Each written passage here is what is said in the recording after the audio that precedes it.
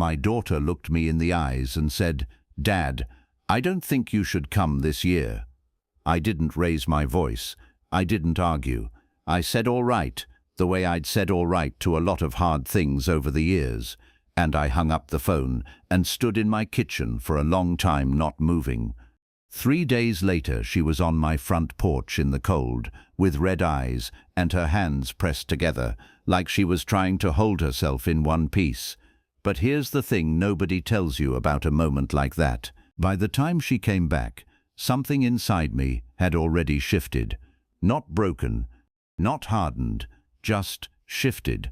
The way a door shifts when the house settles. It still opens, but it doesn't quite fit the frame the same way it used to. My name is Raymond. Most people call me Ray. I'm 76 years old, 32 years retired from the fire department, and if you'd told me the worst thing I'd ever have to walk through wouldn't be inside a burning building, but in my own kitchen, on the day before Thanksgiving, holding a phone that had just gone quiet, I'd have said you didn't know what burning buildings were like. But here I am. Looking back now, I understand why Diane made the decision she did. I even understand why Greg thought he was protecting his mother. What I still can't fully make peace with is this. Nobody thought to ask me what I was willing to do before they decided I shouldn't be there at all. That's the part that stayed with me. This story didn't start with a phone call. It started, the way most things in my life do, with Eleanor's recipe card. Eleanor was my wife, 44 years. She passed 3 years ago, just before Thanksgiving, which is the kind of timing that stays with you. Thanksgiving had always been her holiday, not Christmas, not Easter, Thanksgiving. She believed in it with a particular stubbornness that I always admired. She used to say, "Nobody should eat Thanksgiving dinner alone, Ray.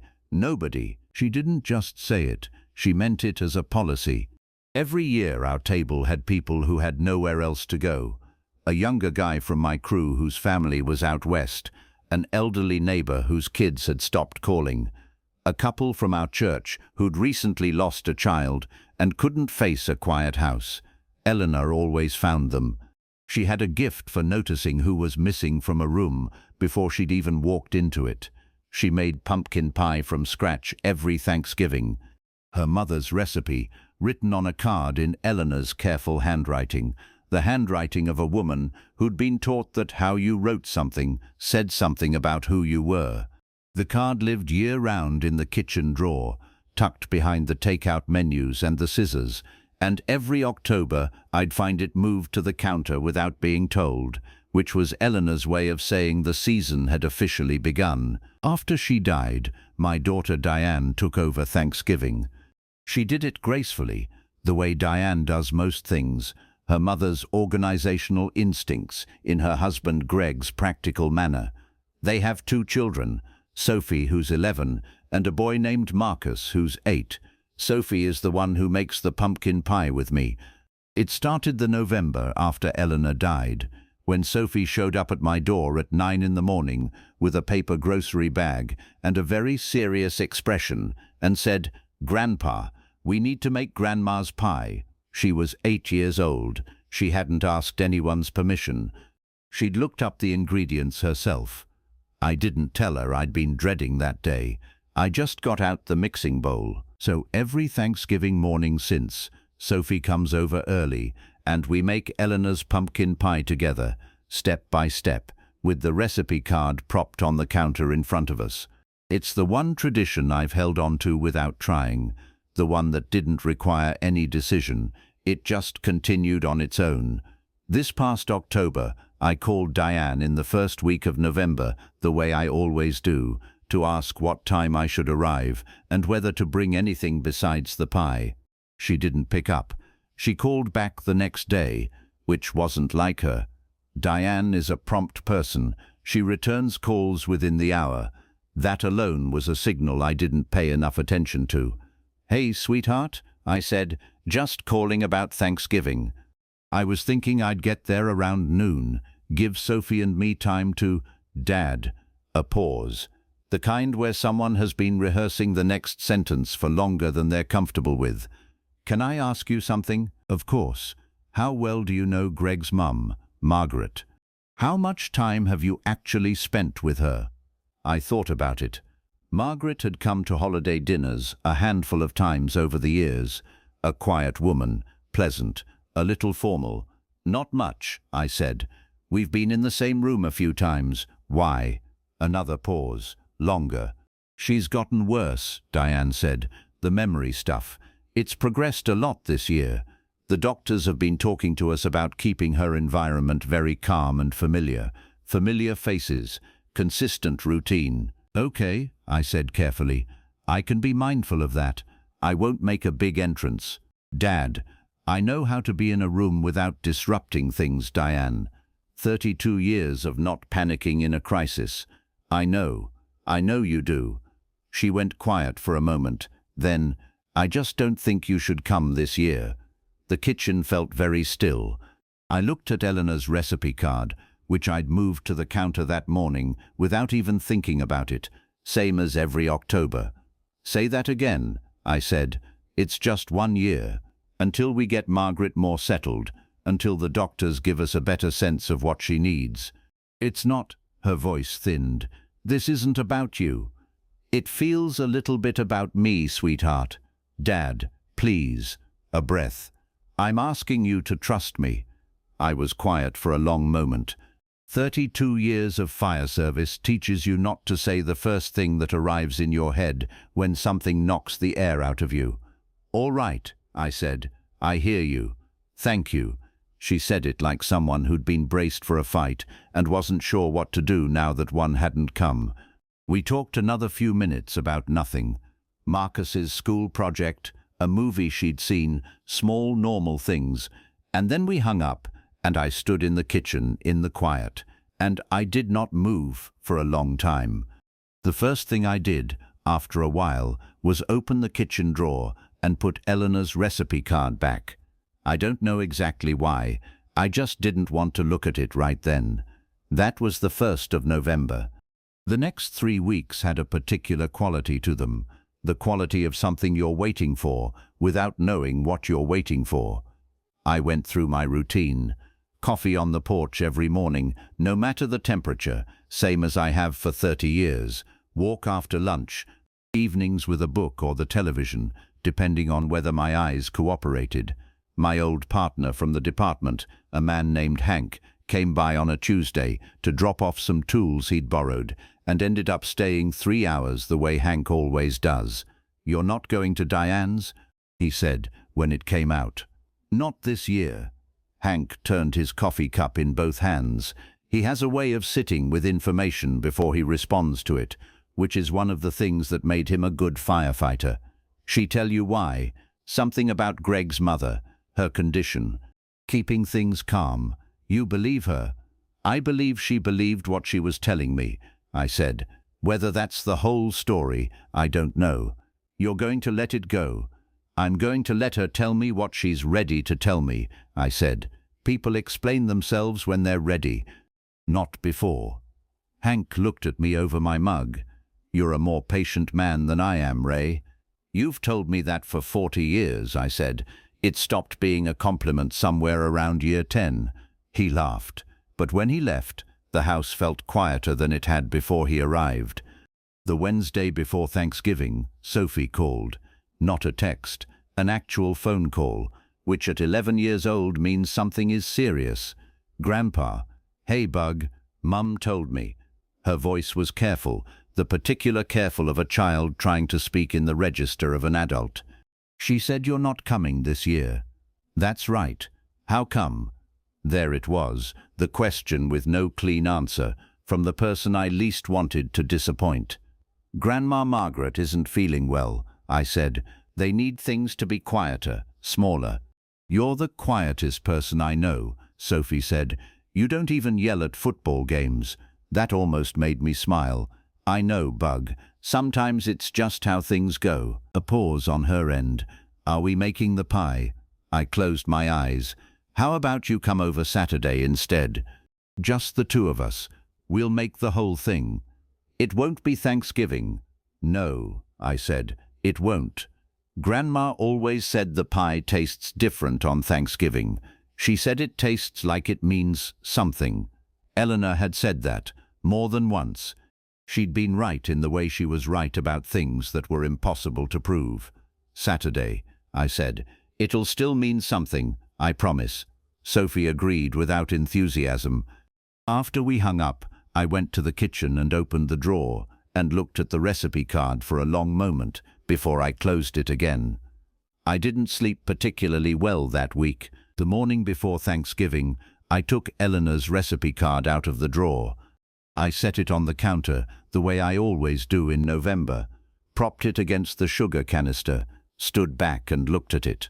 Then I picked it up and put it back in the drawer. No pie this year, no Thanksgiving, no tradition to get ready for. I stood at the drawer a moment, with my hand still resting on it, before I made myself walk away.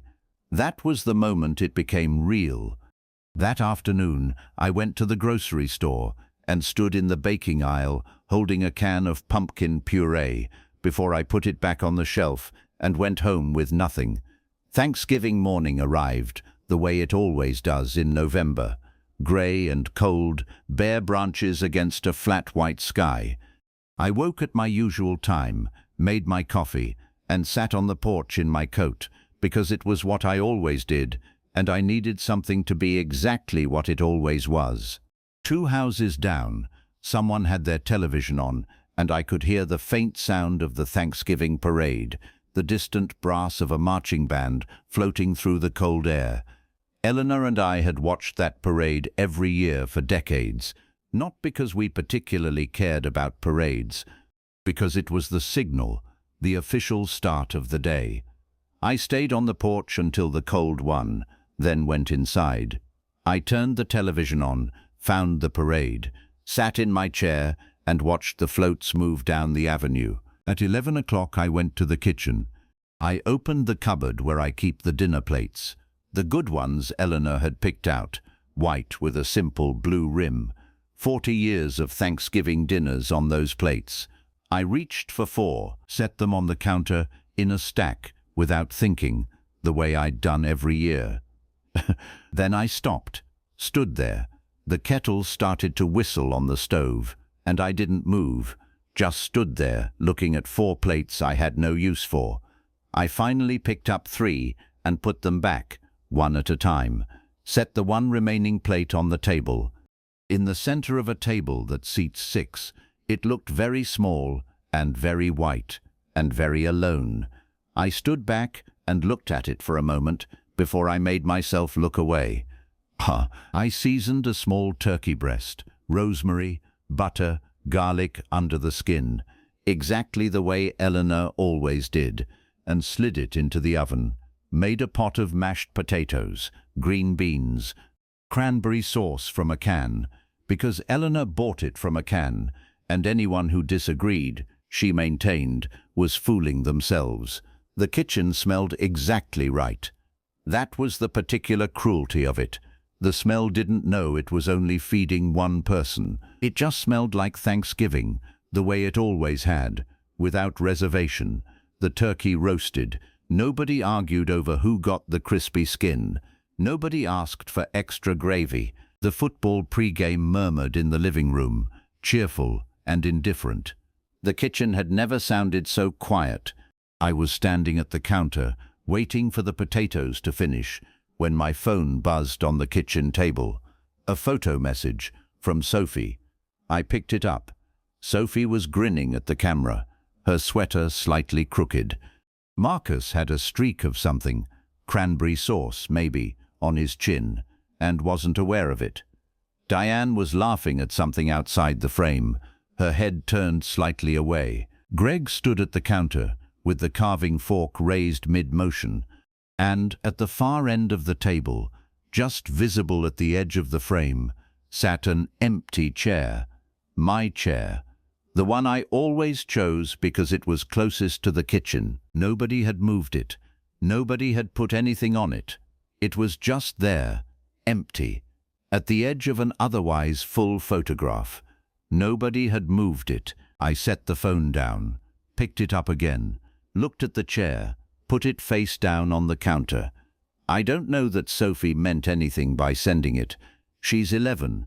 She wanted to show me the sweaters, or the turkey, or she just wasn't thinking. Kids don't always think. But I stood at that counter for a long while, my hand resting on the back of the phone, and I thought about Eleanor, about what she'd say if she could see me standing alone in this kitchen while our daughter's family had Thanksgiving 3 miles away. She wouldn't have been angry. Eleanor was rarely angry. She would have been in the specific, purposeful way she got sad about things she intended to do something about. I don't think Eleanor ever imagined that one day she'd be talking about me. I stood at the counter a long while before I made myself go back to cooking. Then I washed my hands and finished cooking my Thanksgiving dinner for one. I set the plate, lit the candle on the table, the one I usually only light for company, because Eleanor always lit the candle and I wasn't going to stop just because I was alone. Sat down, bowed my head the way we always had, said the blessing Eleanor had said every year at that table, quietly this time, to no one but myself, and closed it the way she always did. I ate about half of what was on my plate. The food was good. It tasted exactly like Thanksgiving. I covered the rest and put it in the refrigerator and stood at the kitchen window, watching the backyard go dark in the early November evening. At 4 o'clock there was a knock at my door. My neighbor from down the street, a man named Pete, stood on the porch, holding a foil-covered pan.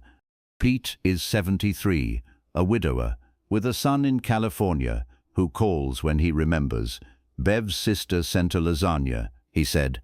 I have enough to feed a small country, and I'm not eating it alone. You eaten yet? A little, I said. He looked at me for a moment. Come over. I put on my coat. We ate lasagna at Pete's kitchen table and watched the second half of the football game, and he told a story about his late wife Beverly that I'd heard before but didn't say so, and I told one about Eleanor that he'd probably heard before too. We didn't say much about why either of us was spending Thanksgiving at Pete's kitchen table instead of somewhere else. We didn't need to. When I walked home at 7 o'clock, the night was clear and cold and very still, the kind of stillness that makes a neighborhood feel like a painting of itself. I stood on my porch for a minute before I went in, looking up at the sky. I thought about Eleanor's voice. No, nobody should eat Thanksgiving dinner alone. I hadn't. That was something.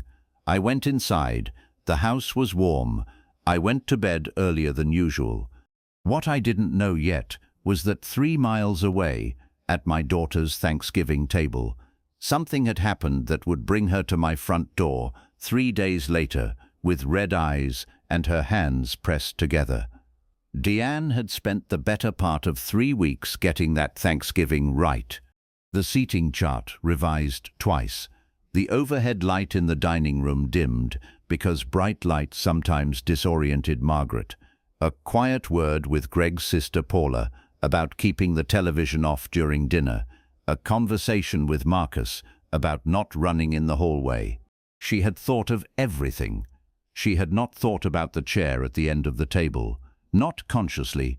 Margaret arrived that morning in good spirits, which Greg said wasn't guaranteed anymore. She recognized Greg, recognized Paula, smiled at the children with a warmth that hadn't dimmed the way some things had dimmed. She sat in the chair by the window and watched the parade with Marcus on the arm of the chair beside her. At one point she looked over at Diane, who was passing through the living room with a dish towel over her shoulder, and said, quite clearly, "Did Ray bring the pie yet?" Diane stopped walking. "He's not coming today, Margaret," she said, keeping her voice even. "Not this year." Margaret looked at the window. "He puts extra cinnamon in it," she said, to no one in particular. "Don't tell him I know." Then Marcus said something about the parade, and Margaret turned back to the television, and Diane went back to the kitchen and stood at the counter for a moment before she continued setting out the serving bowls. Diane stood in the kitchen doorway later watching them and tried to let herself believe the plan was working. Greg came up behind her, put his hands on her shoulders. "See," he said, "she's calm. You did the right thing." Diane nodded. She had been telling herself the same thing for 3 weeks. Dinner came together. The turkey was perfect. The table was set. Paula brought sweet potatoes with the marshmallows on top. Greg said a short, simple grace, and everyone passed dishes, and for a while it felt exactly like what Diane had been trying to protect. Calm, familiar, everyone safe. Then Greg lifted the carving fork. And Sophie, without malice, without agenda, the way Sophie says things that are simply true and don't occur to her to keep to herself, said, "Grandpa always tells you the name of every part before he cuts it. He makes it funny. He calls the drumstick the VIP seat." The table went quiet. Not dramatically, just the temperature of the room changed by a degree or two. Margaret looked up from her plate with clear, focused eyes, the eyes she had on good days, and said, "Where is Raymond?" No one spoke for a moment. "He couldn't make it this year, Mum," Greg said. "Raymond always comes," Margaret said, in the tone she used for facts she was certain of. "He brings the pie, the one with the cinnamon." Paula looked at her plate. Marcus looked at his mother. Sophie looked at her grandmother Margaret, with the careful, watchful expression she gets when she understands more than the adults in the room are giving her credit for. "He made that pie with our grandma," Sophie said, "before she died. It was her recipe." Diane picked up the carving fork and carved the turkey herself without looking up. At the end of the table, the chair that had always been Raymond's sat empty. The chair he'd always chosen because it was closest to the kitchen, close enough to jump up and help without making a production of it. Nobody had put anything on it. Nobody had moved it. It just sat there, all through dinner, with its particular kind of presence, like a word nobody could stop thinking about, even though no one was saying it. Diane looked at that chair more times than she intended to. The conversation recovered the way family conversations do, filling the silence with noise, moving on to other things. Paula's new apartment, Marcus's baseball season, a story of Greg's that was funny in the telling, normal things, but something had shifted.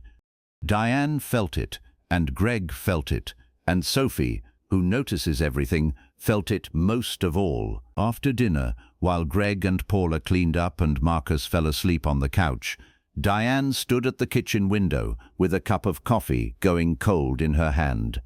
The backyard was dark, the string lights they'd strung last summer shifting slightly in the wind. Sophie came and stood beside her. "Do you think Grandpa's okay?" Sophie asked. Diane looked at her daughter's reflection in the window. "I hope so," she said. "I sent him a picture by accident," Sophie said, "the one we took before dinner.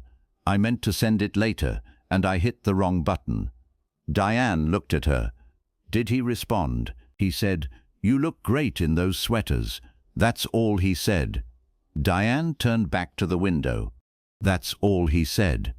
She stood there a long time after Sophie went to find her pajamas, long after Greg came to find her and put his hand on her shoulder, and she said she was fine, long after the house settled into its end-of-holiday quiet.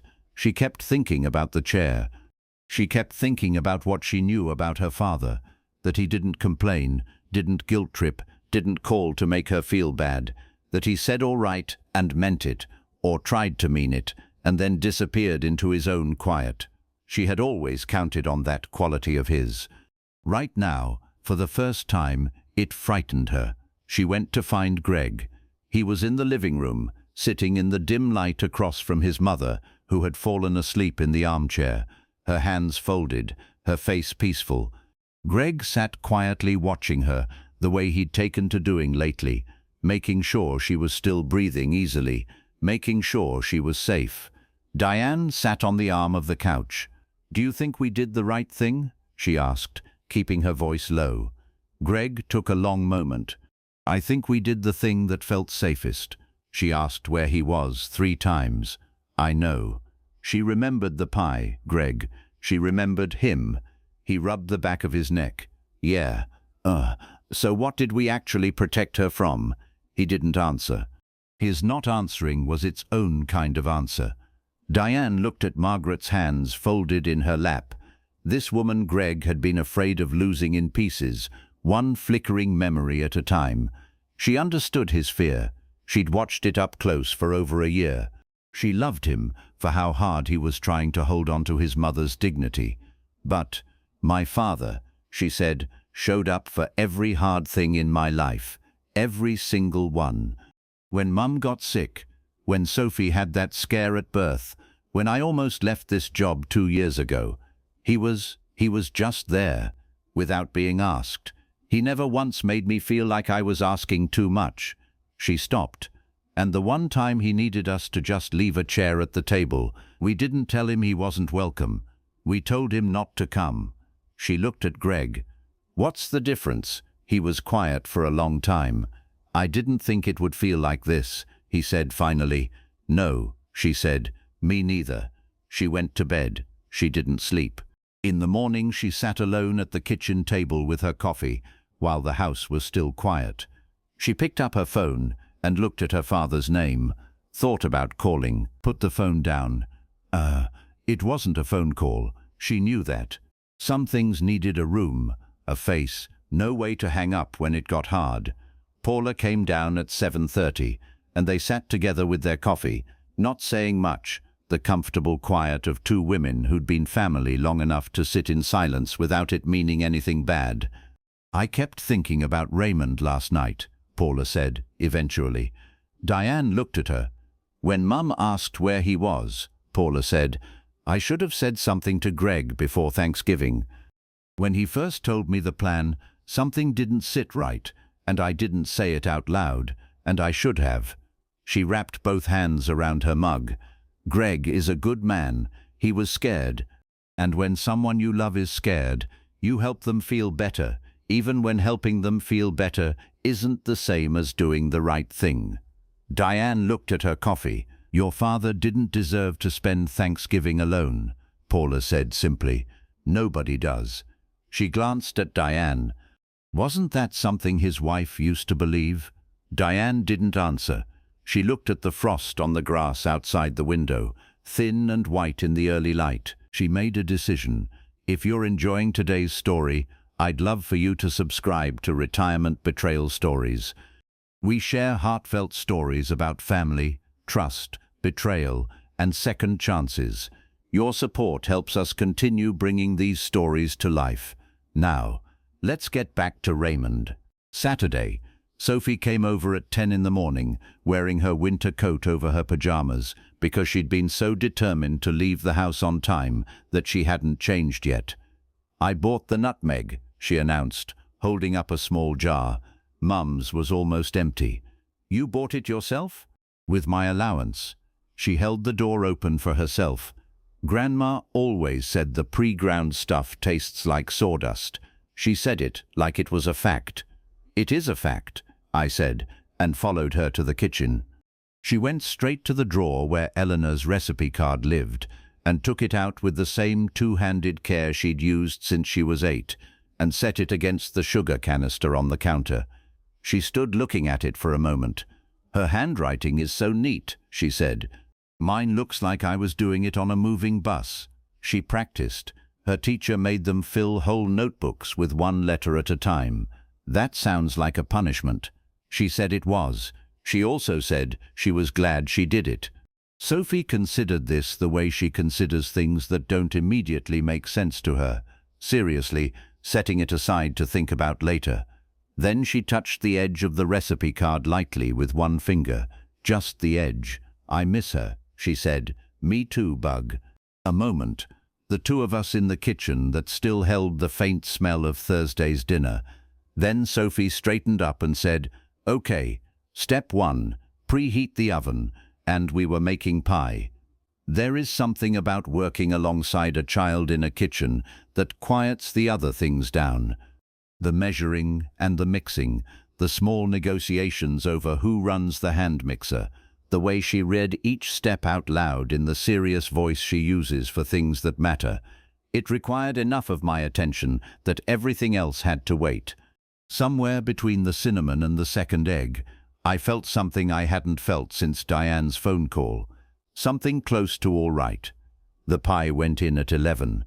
We sat at the kitchen table with hot chocolate while it baked, and Sophie told me about a book she'd decided was the best she'd ever read, and about something that happened at school that was apparently the social event of the 6th grade, and I listened the way the conversation deserved. Then she looked at me over her mug and said, "Are you mad at my mum?" I took a slow sip of my hot chocolate. Outside, a cardinal had landed on the window feeder, startlingly red against the grey November sky. "No," I said, "mostly true." "Are you sad?" "A little, but I'm working on it." She nodded, accepting the honest answer the way she always does, not with relief, but with a particular settling, like a question getting its weight measured correctly for the first time. "She's sad too," Sophie said. "She stood at the kitchen window for a really long time after dinner. She only does that when something's wrong. And I sent you that photo by accident. I didn't mean to." "I know," I said. "Those are nice sweaters." She looked at her hot chocolate. "I figured you could tell it was an accident. You didn't have to feel bad about it." I felt bad anyway. The cardinal flew off. The feeder swayed. "Sophie," I said gently, "whatever's happening between the grown-ups, that's ours to sort out, okay? It's not yours to carry." She looked at me with Eleanor's eyes. That direct look that goes right through whatever surface you're presenting. "I know," she said. "I just wanted you to know she doesn't feel good about it either." The oven timer went off, and she was up before it finished, Eleanor's oven mitts on, faded yellow with a small burn on the right thumb, and she pulled the door open and examined the pie with the gravity of someone checking something that matters. "Perfect," she said. "Grandma would say it's perfect." I looked at her standing at that oven, the recipe card on the counter behind her, the faded oven mitts on her small hands. I thought about how strange and how lucky life is, the way it keeps offering you exactly what you need in the shape of things that already exist. We split the pie. Sophie packed her half in the carrier I keep for that purpose and put her coat on and stood at the door. "Saturday pie is pretty good," she said. "It is," I agreed. She hugged me carefully around the pie carrier and went down the steps to where Diane's car sat idling at the curb. Diane was in the driver's seat. She raised her hand when she saw me on the porch, a small wave, tentative, testing. I raised mine back. She pulled away. I watched until she turned the corner, then went inside and sat in my chair and looked at my half of the pie, cooling on the windowsill. 2 days later, on a Monday afternoon, someone knocked on my door. I'd spent the morning doing the small, useful work I do when I need my hands occupied, a sticking drawer in the bedroom, a light switch that had been loose for a month, a box of Eleanor's books I'd been meaning to take to the library. By 2 o'clock I'd settled into my chair with a book I wasn't quite reading when the knock came. I went to the door. Diane was on the porch in her work coat, the grey one she wears on school days, hair still pulled back, keys in both hands, held tight, the way you hold something when you need something to hold. Her eyes were red. She hadn't even knocked twice. I opened the storm door. She opened her mouth. Nothing came out. She tried again, took a breath, and still nothing, just her lips pressing together, and her eyes going bright and wet. Then she put both hands over her face, and the poog came before the words could, the way it does when something has been held in for too long. I put my arms around my daughter. She cried the way she used to when she was small, not quietly, with her whole self, shoulders moving, not caring how it looked. I held her in my hallway and didn't say anything, because sometimes the most useful thing a father can be is simply a place where someone comes apart safely. After a while it slowed. She pulled back and wiped her face with her sleeve, the way she's done since she was 7 years old, and looked at me with swollen eyes. "I'm sorry," she said. "Come sit down," I said. We went to the kitchen. I put the kettle on. She draped her coat over the back of the chair and sat with her hands around the mug I set in front of her, staring at the table. I sat across from her and waited.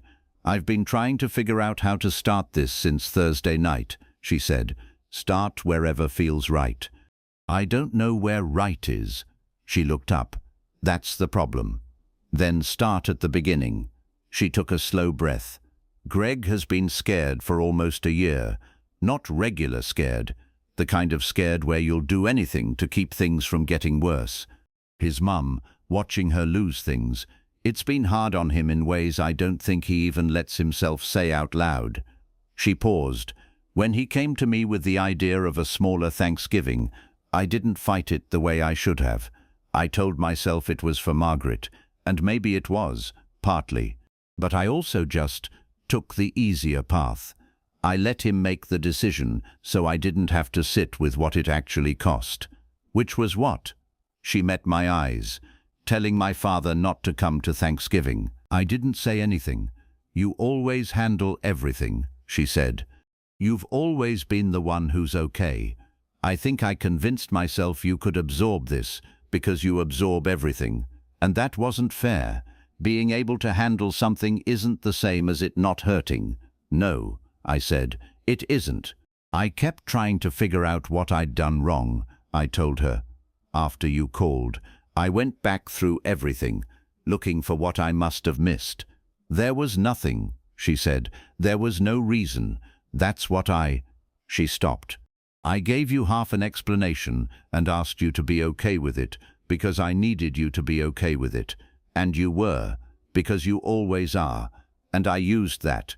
She pressed her lips together. "That's the part I can't quite get past." We were quiet for a moment. Outside, the November afternoon was getting dark, the way it does early this time of year. "Your mother used to do something similar," I said.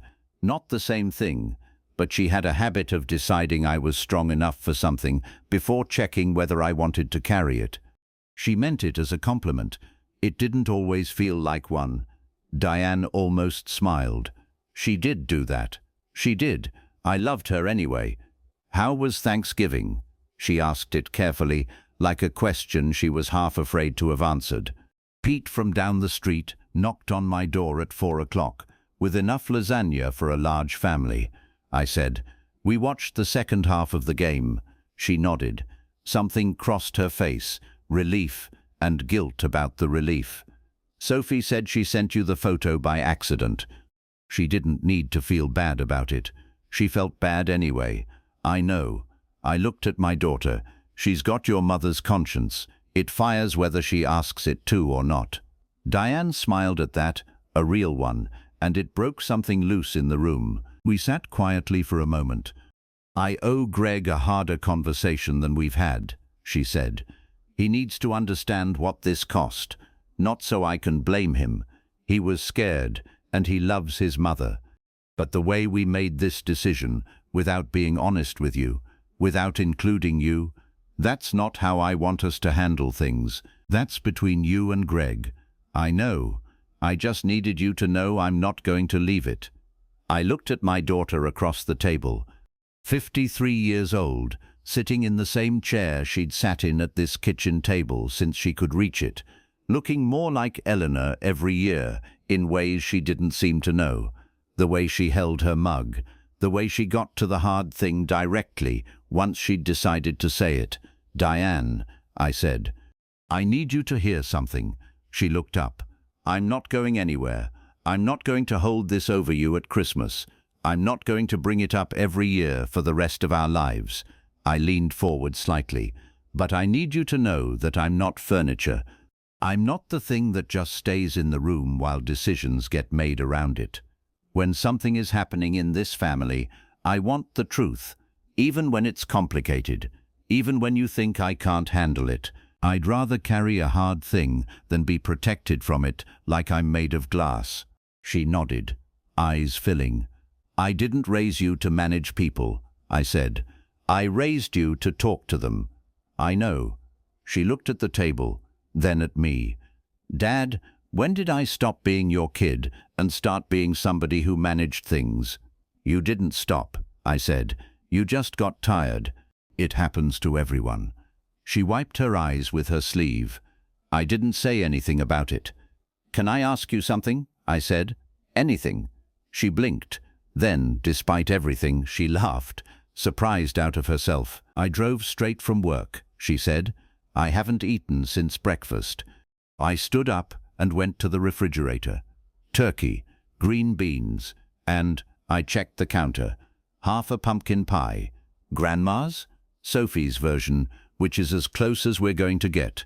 She stood up and came to stand beside me at the counter, and we put together 2 plates of Thanksgiving leftovers in the kitchen where she'd grown up, and sat back down at the same table and ate together while the dark came down outside the window. It wasn't a fixed thing, not yet.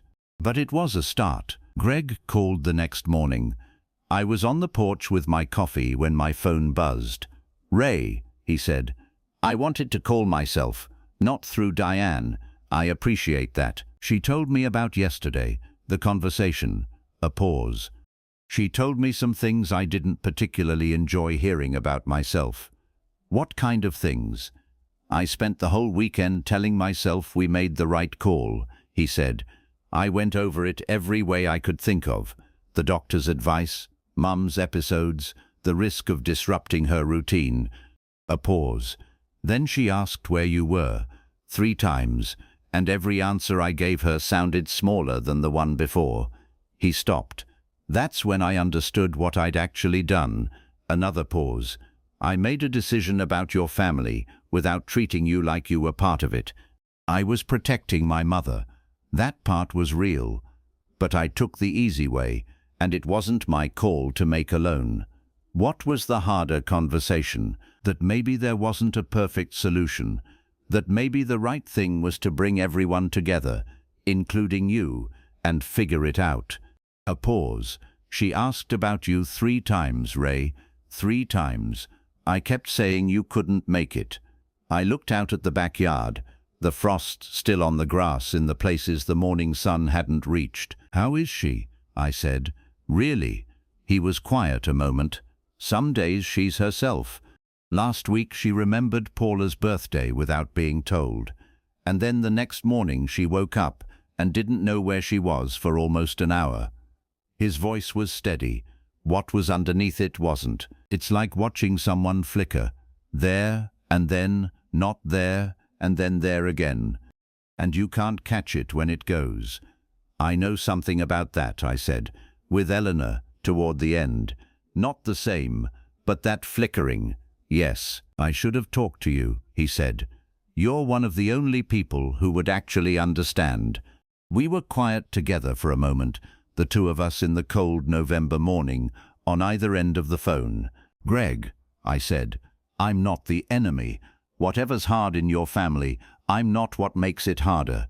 I'd like the chance to show you that, if you'll let me. I know that, he said. I knew it before this. I just lost sight of it. It happens. Diane told me what Eleanor used to say, he said quietly, that nobody should eat Thanksgiving dinner alone. A pause. I've been thinking about that a lot since Thursday. So have I said. We move forward, he said. We move forward, I agreed. That Friday, Diane called to ask if she and Sophie could come over Saturday. Not just Sophie this time, both of them. Of course, I said. 9 o'clock? Sophie wants to make the pie the right way, she said, and I'm quoting her directly, that a Saturday only counts if everyone's there. Eleanor taught her that. I know, Diane said quietly. I remember. Tell her I'll have the oven preheated. Dad, her voice shifted slightly, the particular shift that comes before something that cost her to decide. Greg's coming too, if that's all right. More than all right, I said. Tell him to come hungry. I spent Friday evening straightening the house the way I do when people are expected, not cleaning exactly, but putting things in the order that says someone is coming and they're welcome. I brought Eleanor's mixing bowl up from the lower cabinet, checked the spice shelf and found the cinnamon low, drove to the store to replace it, because Eleanor's pie requires what it requires. On the way home, I stopped at the cemetery. I don't go on any schedule. I go when something pulls me there. That evening, something did. I stood at Eleanor's grave in the early dark, with my hands in my coat pockets and the wind moving through the bare trees overhead. "It's mostly sorted," I told her. "Diane came, Greg called. Sophie's coming Saturday with the nutmeg she bought with her own allowance." I paused. "You'd have liked how she handled this. She did that thing you always did, said the true thing out loud without making a production of it, stopped the whole room." I stood there a moment. "She has your eyes. Exactly your eyes." The wind moved through the trees. "First slice," I said. "Same as always." I drove home. The house was warm. I slept better than I had in 2 weeks. Saturday morning came in clear and bright, the first real sun after days of grey, the kind of November morning that reminds you the year isn't entirely gone yet, that there's still something worth being grateful for before winter takes over completely. I had the coffee made and the oven preheating at 8:50 when I heard the car in the driveway. I heard Sophie before I saw her, the car door, the quick footsteps, the knock that was already becoming an opening, because Sophie has never in her life waited to be let in when she's decided it's time to be somewhere. "Grandpa, I found Grandma's pie dish." She held it up with both hands as she came through the door, the ceramic dish with the ring of blue flowers around the rim, the one Eleanor had used every Thanksgiving, the one I'd assumed was lost years ago. I looked at it for a long moment. Where was it? In a box in our basement. Mum said it got mixed up when you moved some things after Grandma died. She forgot. I looked at the dish.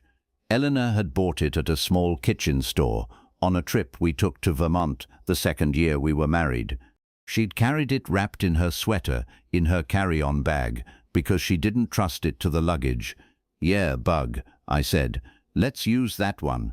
Diane came through the door behind her, and Greg behind Diane, and the hallway that had been quiet for 2 weeks, filled with coats and voices, and the particular warmth of people arriving somewhere they know they're welcome. Greg shook my hand at the door, firm and direct, his eyes meeting mine in a way that carried the phone call with it. No performance, just a person making good on what he'd said. "Thanks for having me, Ray." "Thanks for coming," I said, and I meant both words. We went to the kitchen. I set Eleanor's mixing bowl on the counter beside the pie dish. Sophie retrieved the recipe card from the drawer. She's the only one besides me who knows exactly where it lives, and set it against the sugar canister. "Okay," she announced. "Step 1. I'll measure," Diane said. "I'll do the spices," Greg said.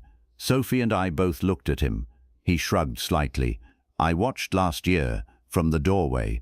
A small pause. "Should have been in the room." Nobody said anything about that. Sophie handed him the cinnamon and pointed at the shelf, and we made Eleanor's pumpkin pie on a Saturday morning in late November, the 4 of us in that kitchen. Sophie dropped the nutmeg, and it skidded under the refrigerator, and Greg had to fish it out with a spatula. Diane misread the spice amounts, and we had to start over. I burned my thumb on the oven rack, and Sophie made me run it under cold water while she read step 6 aloud, so nothing got missed. It was ordinary and warm and a little chaotic. It was exactly right. While the pie baked, we sat around the kitchen table with coffee and hot chocolate and talked the way families talk when the hard part has been said, and what's left is the ordinary texture of a life being shared. Greg told a story about something that had gone sideways at work that week that was funny in the telling. Diane told us about a student who had done something unexpectedly kind that had stopped her cold in the middle of a staff meeting. Sophie told us she had found a new best book, and the previous best book had been demoted. Mum said she might start cooking Friday, Sophie said, the day after Thanksgiving, for the real Thanksgiving. She looked at me. She said maybe we could have it at your house. Diane looked at Sophie, then at me. I said we'd talk about it. I was listening, Sophie said, unconcerned. Your house, Greg said to me, if you wanted, if that was all right. I looked around the table. At my daughter, who'd been brave enough to drive over on a Monday afternoon with red eyes and nothing to hide behind. At my son-in-law, who'd picked up the phone and said the hard thing without waiting to be pushed. At my granddaughter, who had told the truth at a Thanksgiving table without knowing she was doing anything significant at all. It's more than all right, I said. The timer went off. Sophie was up before it finished. Eleanor's oven mitts on, the yellow ones with the burn on the right thumb, and she pulled the oven door open and looked at the pie with the gravity of someone examining something that matters deeply. Perfect, she said. Grandma would say it's exactly right. She carried it to the windowsill with both hands, the way I'd taught her, the way Eleanor had taught me. The November sun fell across it as it cooled, steam rising into the gap where the window doesn't quite seal, the gap I've been meaning to fix for 2 winters and somehow keep not fixing, because Eleanor always said she liked the cold smell coming in while the pie cooled, and I haven't been able to change it.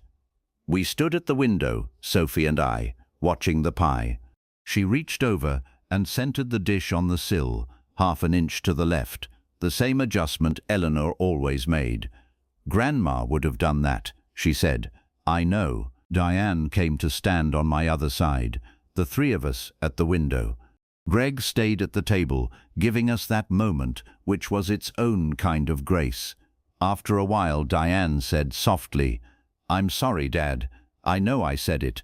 I just want to make sure it landed. It landed, I said. I thought I was protecting everyone.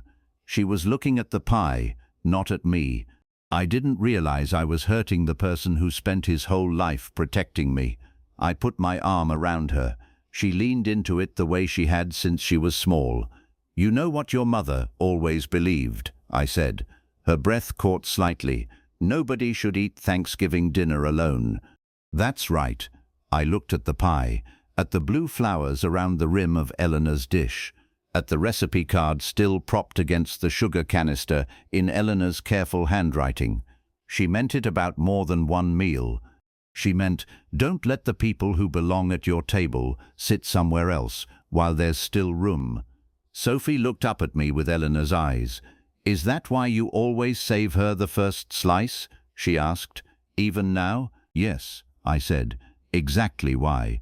She considered this with the thoroughness she brings to everything that matters. Then she nodded, satisfied, and said, we should cut it while it's warm. Grandma always said it tastes better warm. She was right about that too. I got down 5 plates, not 4, 5. 1 for each of us, and 1 set apart, the first slice, same as always. Sophie saw the 5th plate and understood without being told, and went to the drawer for the good forks without a word. I cut the pie carefully, the way I always do. The steam rising from each slice, the smell of cinnamon and nutmeg filling the kitchen, the way it has every November for 40 years. We sat at the table, the 4 of us, with the 5th plate set apart. Nobody spoke for a moment. Not because it was uncomfortable, because some moments are complete enough that adding words takes something away. Then Sophie picked up her fork and said, Grandma would say we're being way too sentimental about a pie. She absolutely would, Diane agreed. She'd say eat it before it gets cold, Greg offered, or she'd eat it herself. Everyone laughed, the kind of laugh that breaks through something and lets the air back in, and we ate Eleanor's pumpkin pie on a Saturday morning in late November in my kitchen, and it tasted the way Sophie had said a pie should taste, like it meant something. I looked around that table. I thought about what Eleanor used to tell me in the hard years, the years when something had come apart and the holidays felt more like a reminder of what was missing than a celebration of what remained. Ray, she'd say, the table's never going to be exactly the same twice. Someone's always missing or changed. That's not what you're celebrating. You're celebrating that everyone still came. Everyone came. The November sun crossed the kitchen floor the way it does in the late morning of a short day, slow and low. the kind of light that asks you to pay attention because it won't stay. I drank my coffee. I watched my family at the table. I thought about Eleanor. I thought, she would have liked this Saturday. Families don't stay together because nobody makes mistakes. They stay together because somebody decides the table is still worth setting, even after the hard things, even after the silence, even after the phone calls nobody wanted to make. Eleanor understood that long before the rest of us did. Turns out she was right. She usually was. What would you have done if you were Raymond? Did his daughter deserve forgiveness? Have you ever experienced something like this in your own family? Tell us in the comments. We read every one. If this story touched your heart, please like this video, subscribe to Retirement Betrayal Stories, and share it with someone who'd appreciate a meaningful story about family and second chances. New stories every week, made for people who understand that the most important things in life aren't things at all. Thank you for spending part of your day with us.